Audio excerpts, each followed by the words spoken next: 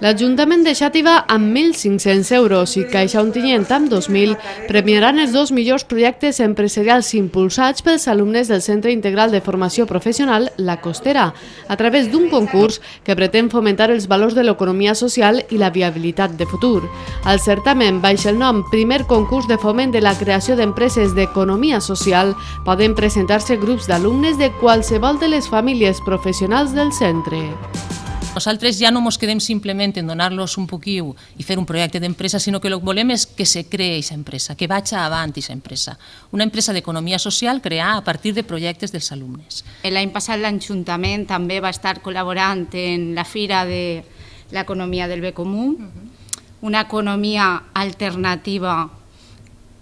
i tan necessària en aquests moments tan difícils que estem passant, perquè és una economia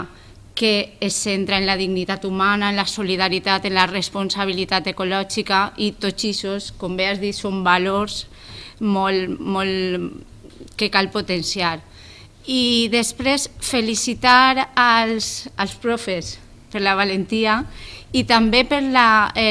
innovació pedagògica que suposa el començar a treballar per projectes, que al fi i al cap el que fan és connectar a l'alumnat en les necessitats reals de l'entorn i incidir en aquesta resolució. Els projectes guanyadors veuran els diners quan posen l'empresa en marxa, així que han de ser viables, innovadors i realistes. Així ho han explicat des de Caixa Ontinyent, que porta molts anys revertint els seus beneficis en la societat. I algunes actuacions que hem fet d'Euro Social a Xàtiva són la residència de discapacitats, el centre social de Sords,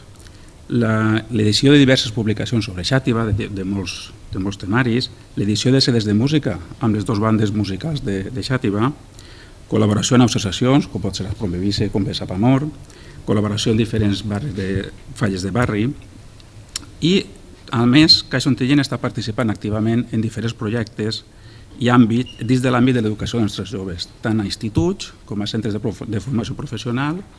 com a les diferents extensions universitàries dels pobles on tenim oficina.